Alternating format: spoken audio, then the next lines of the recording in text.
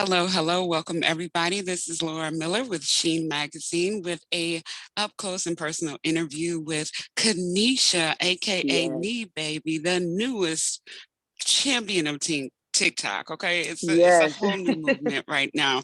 We're going to talk about a whole bunch of things today, but before we get started, um, Nee Baby, just go ahead and let us know what your TikTok name is and where we can find you on social media immediately so everybody can tap in there and we can come back to the discussion. All right. You can find me on TikTok at Nee Baby 30. That's NEEBABY 30, as well as Instagram is Nee Baby 30. On my YouTube page, my YouTube channel is Nee Baby Stupid Stud. So it's Nee Baby together and then it's Stupid Stud together. And then my Facebook like page is Nee Baby's Comedy. Sheesh, stupid stud. We're going to get into that too, because even that just stand alone by itself is hilarious.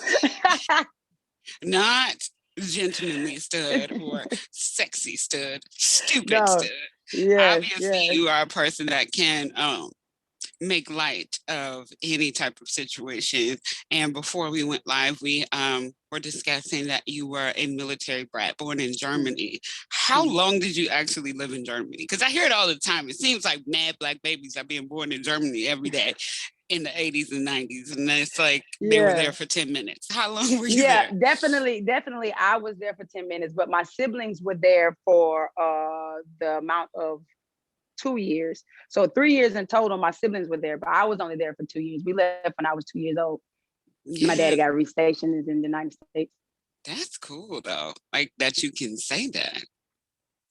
Yeah, I wish I knew how to speak it, but it's still cool. German is no shade to anybody that is German that is watching this video. German is an aggressive language. Yeah, I talk with a lot of spit, don't you? Yeah, like I can imagine just getting all kind of precipitation in the face. Like I just, that's not a language I thought that I should pick up. Although they, have contributed massive things to society, aka Volkswagen, but not the language. Cannot get down with that. So, with you being a young person having to travel a lot with the military and your parenting, I'm under the assumption that comedy kind of started so you could lessen the blow of being the new kid. Would that be a fair assessment? I mean, no, because I was quiet. I was like in my shell until high school. So I didn't say nothing. I was big on storytelling to myself and, my own little play world. But I wasn't known until like my junior year of high school of being the comedian, the comical, the outspoken. My mom, my dad, and my siblings, funny, Hilarious. hilarious. It seems like most comedians come from a comedic family. Like I Hmm. saw on your TikTok, and you guys got to check her out. She's mocking her mom. Your mom sounds hilarious too. She sounds like my mom a little bit low key, but like also hilarious. She lets it know. She lets it be known all the time. You let them know who the real comedian is that book them. You tell them it's me. I taught y'all. I'll be like, yes, ma'am. I'll let them know you helped me. You have taught me everything I know. Did she though? I mean, pretty That's the much. answer You know what we'll I'm saying? say just to make her comfortable. Yes, mommy. Shout out to mommy. Yay. Stay righteous with her. So tell me about what happened junior year. I like to evolve. I like to go through the evolution of a person because I think a lot of times when it's you're being introduced to the world, a Mm-hmm, lot of times people just start at what you're doing presently. So I mm-hmm. want to go kind of back to that junior year in high school and when you felt like comfortable enough to come out and open up and be funny. What happened? Any particular things that you can recall? So okay, so not for nothing. I was chubby my whole life. My brother, Don't me and believe my it. brother. So me and my brother had this, he's me and him is like what, a year and a half apart, not even. So he's the baby boy and I'm the baby girl. You know what I'm saying? Mhm. Mom got 5 kids. So he always was pick on me about being chubby. I was chubby till I was like 16, 17.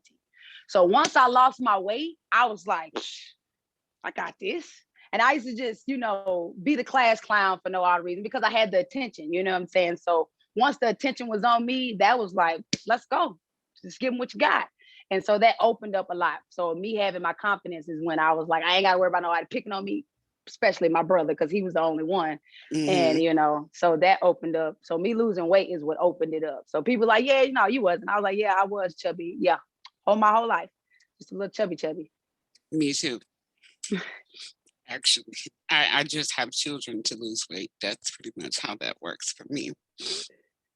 So Mm. we're working through the scrambles in the technology because Xfinity doesn't want to be kind to us today. So we're gonna work through that. I'm a little annoyed about it. I But see. anywho, so the funny thing that you mentioned, you were like, okay, your brother, you had to be brave enough to stand up to your brother. And I completely agree with that. I don't think anybody other than myself was more hard on me than my brother. So it's like literally at this point in life, nobody can contest me. Like, I don't care what a troll says. Mhm. I don't care what anybody says because it's like my brother was way meaner than y'all. Like, I can't believe it. And he's delightful now. Don't get me wrong. But we had a 12-year Yes, age gap. yes. See, mine is too. Mm. 12 years. So it's like he's always in charge. And one day I grew up and it was like a stand and deliver movie. Like I just Mhm. didn't care. I was done with it. But as comedy is life's best medicine, as laughter Mhm. is, how has your personal journey impacted your work as a comedian? It gave me more to joke about. It gave me more to shed light on, because people, I don't care. A lot of people be uptight with everything. Whether if you get sick, if it's a funeral, they feel like you just can't joke about anything. You know what I'm saying? So everything that I went through, I turned it into the joke, even with the doctors and nurses and people that I had to deal with in real life, relationships, friends, everything is a joke. So I turned everything into a stand-up moment. So I treat it, even if we don't laugh at it in the present moment, but we always go back, and when you think about it, what you be like, what, that's some funny stuff. You know what I'm saying? It's like that So was kind of funny, also terrible, yeah. but hilarious. Also terrible, but hilarious. Let's share this to the world. People like, what, I went through that same thing, and didn't laugh, So let's laugh about it now. So that's a lot of stuff I went through. I'm able to turn it into a joke. So do you care to share some type of things that you've gone through that you were able to use as comedic material? I dealt with breast cancer. I had it from 2019, but I found out October 10th Mm. of 2019. So was dealing with it early on, but didn't know. So when I finally caught it, I had went through, the hospital visits and stuff like that. So I went through one surgery. That surgery didn't work. So I had Mm. finally got to my next doctor, and he was like, "Listen, if we can remove it by surgery, would you be all right with that?" So I'm like, "Yeah, that's fine." He was like, "You're going to be a little bit deformed." I was like, "What you talking about?" He was like you're going to be winking at people. Like, you all right with winking at your partner? So I'm like, that's fine. So when it actually happened, that was me and his joke. And he was like, "What you think?" I said, "I'm winking." I said, "I'm walking around winking." I said, "Yo, let's go." So I turned, even though I was sad about it, I was hurt. Like, I was frustrated. I was in the worst state of depression during that time, but I ended up turning it into one of my golden jokes. Actually, I had did it on one of my shows, and everybody fell out laughing on how I reenacted the doctor and myself and what it actually happened, and me being doped up on the morphine and stuff like that. So it was actually a golden joke. So yeah, that's one good time. So obviously you're a special talent because you made a mastectomy funny. Yes. I don't know how you worked that out. And I'm so glad that you made it over naturally. But like, wow, it's brave of you even to Mhm. be able to vocalize or express the fact that you had undergone such a invasive and scary thing Mhm. like Mhm. cancer, but then to move forward with it to actually make a joke about it, that's just a special type of bravery Mhm. that I think a lot of times people don't Yeah. really understand. And we have, with the magazine, gone Mhm. over, like, we've spoken to doctors. I think we had Mary J. Blige on the show at one point talking about the disparities for Black women as it relates to breast cancer awareness and then moving Mhm. forward into actual treatment. Mhm. So just by you mentioning it Mhm. makes you an advocate for the cause, and that is extremely commendable. I love that. Mhm. So Yes. now you can't be funny all the time. I mean, you probably are, but you can't be funny all the time, right? Mhm. How has COVID changed your comedic presence? Because obviously, you know, the little fun nightclubs and the fun comedy dens are no longer available or open in most cases. How are you able to continue to reach your followers and your fans through comedy?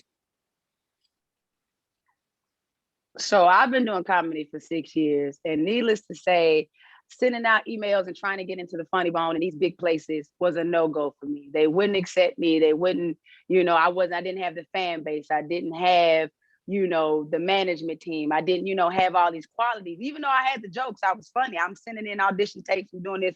I wasn't allowed into these clubs. So I did it myself. So Mhm. for the pandemic, when COVID happened, it actually set me down to perfect my craft. It actually said, you know what? Reach out to these people virtually. People can't go out. People can't, you know what I'm saying, go to the comedy clubs. And so do it for them so they can sit at home like we doing this right now and they can enjoy their wine and pull me up on TV and watch it on YouTube live stream. And they can actually have their home set up in their own comedy club feel. So the pandemic actually helped me reach over, I think I had 5,000 supporters and fans to start. Since the Mm. pandemic, I have gained over 600,000 people. And that's That's just by people having time to sit and look at you. and look at me. So Exactly. And you're cute. So I mean, let's be clear. There's some comedians you be like, mhm, mhm. you kind of funny, but like I'm not comfortable looking at you. So Right. What they sorry, say, my mom guys. like to say it's marketable. Yeah, not as marketable as they could be. But you know what? You brought up a very interesting point. And yes, that is a benefit, right? Because of course they can look at you. But then, Nee Baby, what are you doing with the laughs? You can't hear them. How is it working? How does that work for you? How you know if the joke landed? Just to see.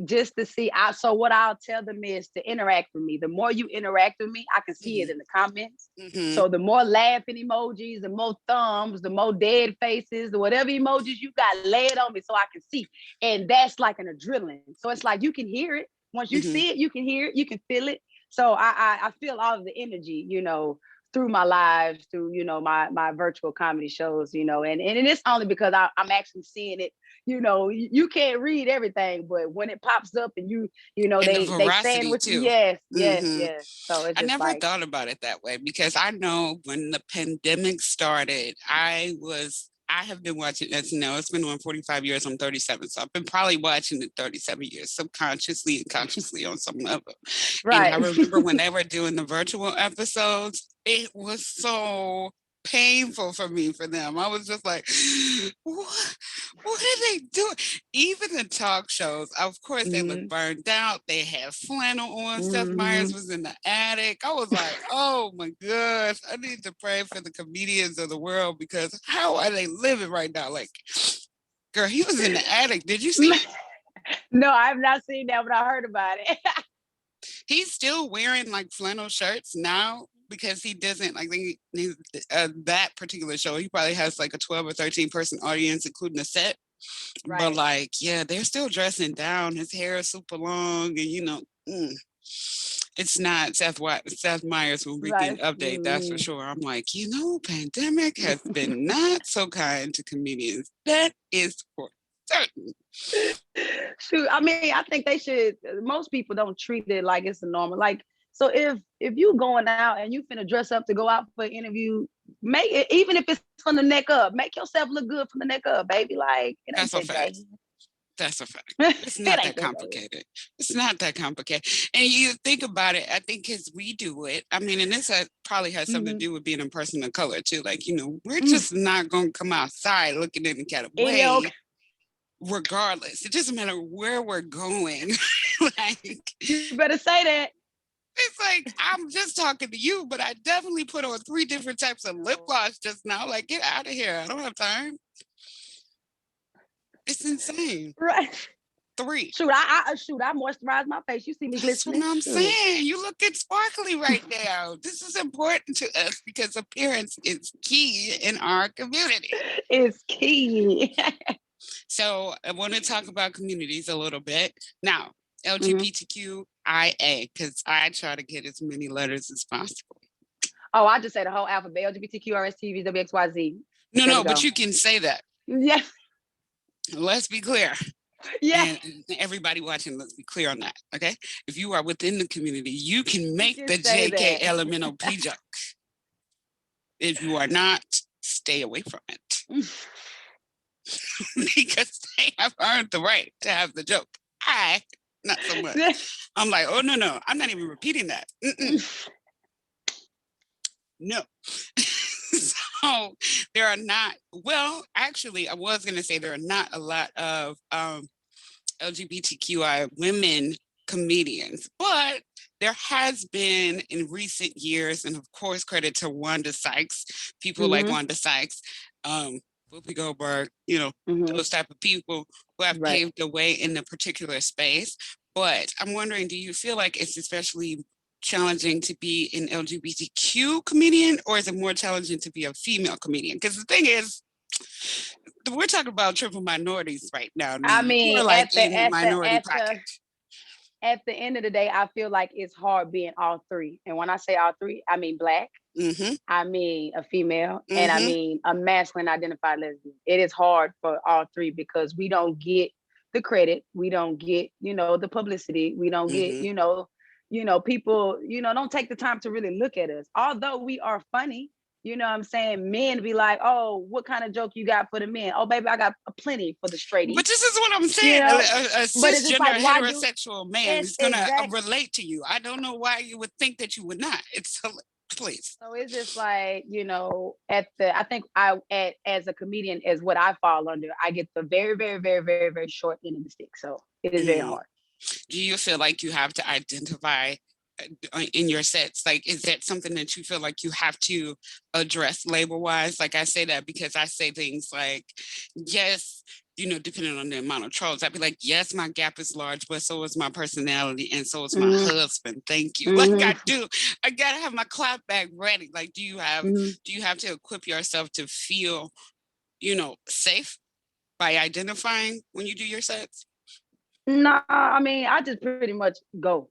If you want to be a heckler, then you're gonna get handled the way a heckler gets handled. And you hope you prepare for that joke I'm finna hit you with. I mean, I get it all the time, you know what I'm saying? So they just be like, oh, a lot of times they just exit ease their way on out. Be like, yeah, let Usher finger it on out. Yeah, because you ain't think it was gonna be that funny. Because I flip it around. But I don't feel to have a protection. You just have to be ready, put it that way. Just be ready. Because you never know. Because sometimes it don't always happen. But know that it will happen. It's negative energies out there. So it's people that will do it. That's facts. So I want to know about the future you, and specifically March 2nd and what you have coming down the pipeline, and your birthday and your comedy show. Tell us about all those things.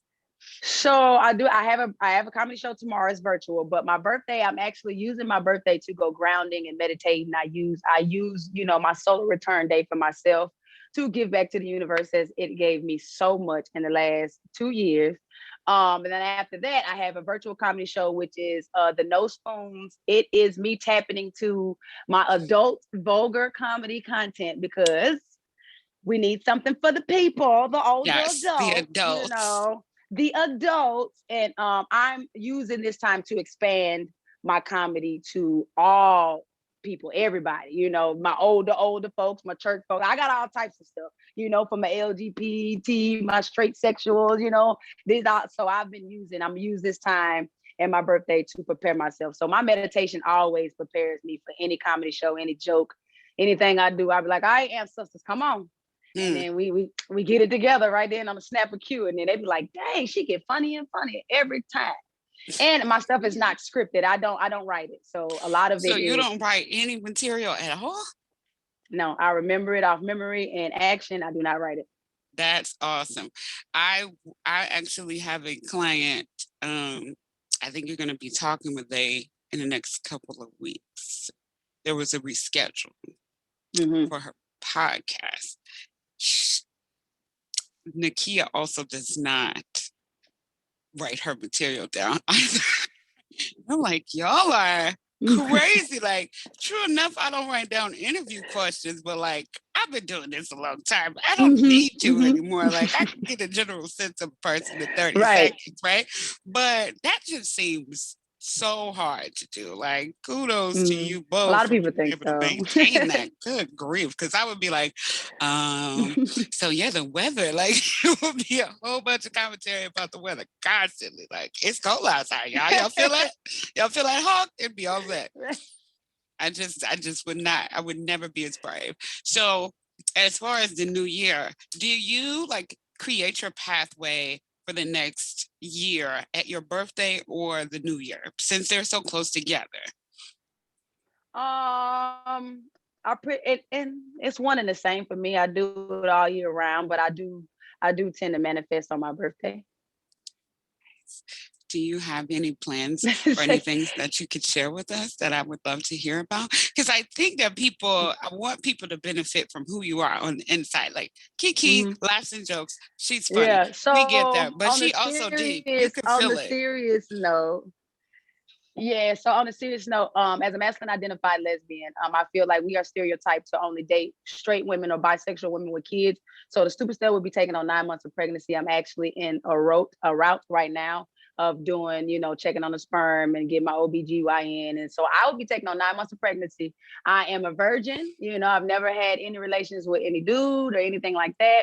And I have experienced a lot of having women that had kids and dangle them over your head like a little tree that you little mistletoe, and so I'm tired of that. So I want to change that perspective of us. We can carry, we are women, we are mothers, we can do anything, you know what I'm saying? Yeah. So I'm really trying to shed that light more on us, because we're so, even in the community, it's other fellow studs like me and be like, oh, you who you done got pregnant by one of your homeboys. And I'm like, no, I actually went to a fertility bank. I actually Or went to the doctor. the Yeah, best normal choice, the that's weed man. right, the wee man. And that's my biggest joke. I've been joking about that for the umpteenth years. Like, you go get you a sack from the wee man. Tell me, like no, So just changing that. So that is a big part of what I'm doing this year. That only my top supporters and people that closely know me know that I'm doing. Yeah, because I saw that you had your girl in there. She threw you the pregnancy test. I'm like, what's happening? We gonna talk about that after. Yes. So I will be taking on 9 months of pregnancy, you know what I'm saying? So I have my mom, my sister. I have a big support system that's gonna help me out and get through it. Oh, good luck to you. You Thank you, let me thank know you. if you need any pieces of Thank you. information as I gave birth to Okay. two extremely giant children vaginally. I think that's I always tell them, no question is a stupid question or a dumb question. If you have a question, please ask. So I've been asking everything because I don't know. My mama, she'll riddle you down. And when my sister's the only one that my sister gonna give it to me straight. My mama gonna do Dr. Seuss, A through one fish, two fish, red fish, blue fish, and then she's like, well, let's go hurt. I'm like, really, mama? I asked one simple question, but I'm excited, Ted. Here's the questions that I want you to ask, and anybody watching that is planning on expecting in the next couple of years or whatever. Ask the people around you who are mothers the after labor situations. Oh yeah. Because to be honest, when I had my child, everybody was like, oh, girl, you're not going to sleep no more. Da, da, da, da. This is going to be this. But nobody talked about anything preceding actual labor, with the exception to losing sleep. They didn't Mm-hmm. talk about anything else. And there are so many things that I'm not going to tell or gross out the people on this platform about that happens to you immediately afterwards that you're like, nobody told me Well, this part. This is so painful. I mean, so many things. oh, now I can only imagine. Because my sister was like, "You sure?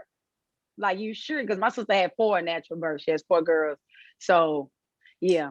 So basically, your mom and your sister are they must have wonderful pregnancies, because that too, listen, the first one, and then I had to take an 8-year gap on the second one because I was like, yeah, no, this is too much. It was just too much.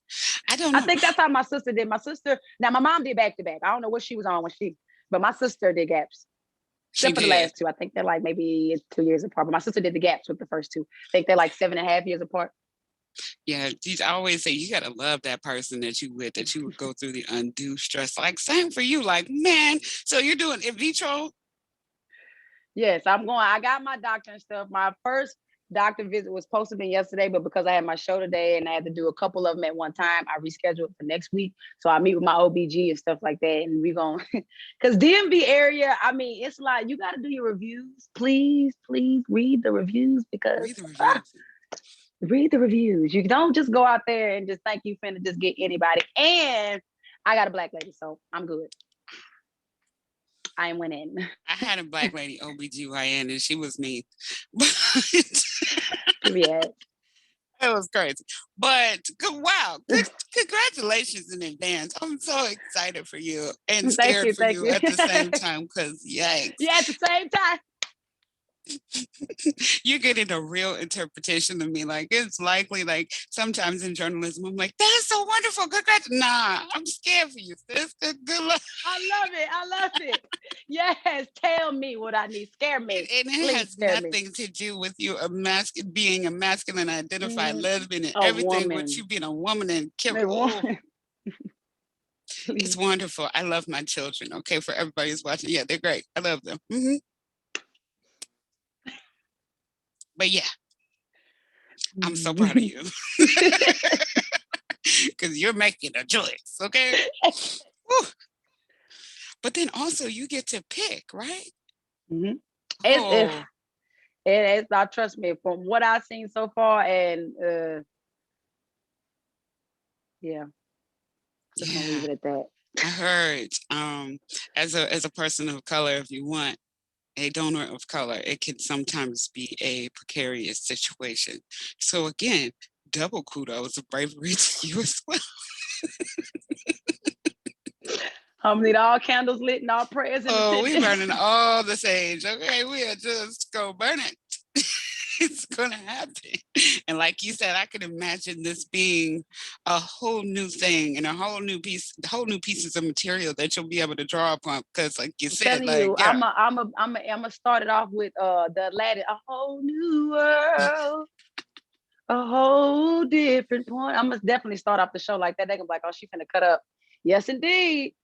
It is. It is gonna be a whole line of so much personal vagina time and intrapersonal vagina. Listen. Last thing I'm going to tell you and the followers of SHEEN magazine, okay? If you happen to have your child at a teaching hospital, you reserve the right to not have the residents in your room at certain times. Because there was one time I woke up, I was asleep. My labor had been induced. I was asleep. Soap operas was playing in the background. I wake up and there's like 8 people looking at my vagina. They're putting like an oxygen mask on me and they're like, Miss Miller, you're fine. Mrs. Miller, everything's okay. However, we just want you to breathe in here for a second. I'm like, can you imagine waking up to like 9 people? I was like, what's going on, y'all? Everybody good? Like, what's up? Like, well, everybody good? Why you here? Teaching hospitals. Did I miss the episode? Like, what's up? Nah, they definitely didn't want to tell me what was happening on General Hospital. They did not. They just wanted me to stop choking my child. But you see how we went on a tangent? I like you. You went so many other directions. I enjoy you so much. So your show is tonight. One of your shows is tonight. Can people still get access? Actually, we're probably going to drop this after today. So the next performance is after your birthday. And the show is tomorrow. The show is tomorrow at 8 p.m. Eastern time, Friday the 12th. Okay. So this comedy show is tomorrow. They can still pay and sign up on Eventbrite if they want to. But my next show is March the 13th at 8 p.m. Eastern time. And it's called No Spoons. And it's virtual. It's virtual. So are you really still manually emailing people like you mentioned on your TikTok? Yes. Ooh, well, I don't do it. Shanice do it. My manager and boss lady, we actually get everything in one, copy and paste, and then boom, everybody gets the email. Okay, great. I'm like, oh, shout out to because that's Shanice. A lot. Yeah, shout out to Shanice. Oh, boy, is it a lot. So I want to leave you with one thing that I want you to let the people watching know. What is a mantra that carries you throughout the day as you're walking into new things tackling things, conquering breast cancer, looking for donors, being funny, all of these things. How are you grounding yourself? What is a mantra that you utilize? So I always say never give up, be compassionate, not only to your family and friends, but to everyone around you. So that is my biggest affirmation and mantra to myself. And I snap with it. So I say never give up, be compassionate, not only to the ones around you, but to your family and friends and the whole entire world, because we need to bring back peace and unity. It starts off, we are a village, so we have to go back to be villagers. And that's going to your next door neighbor and asking for a cup of sugar and not being afraid. So never give up. So no matter what you're doing, be compassionate and never give up. That's my main one. You too. Oh my gosh. Yes. I love it. I love it. I love it. For anybody that is interested in Nee Baby, you need to check her out. Follow her on TikTok and Instagram and all of the handles that she mentioned earlier. Her comedy show on March 13th is most likely the one that you guys will have access to based on the time that this interview drops. However, you need to be following up. We want to support Black women. We want to support Black community comedians. We want to Yes. support all of the things that she has to offer us. And we also want to be nosy and keep track of this maternal process and how she's going to change and all that. Oh, I'm so excited. This is Laura Miller with SHEEN Magazine. I want to thank Nee Baby and Kanisha for Yes. joining today. And please be well. Oh, don't Thank you. leave. Thank you. Thank you so much for joining. We will talk to you soon. Bye.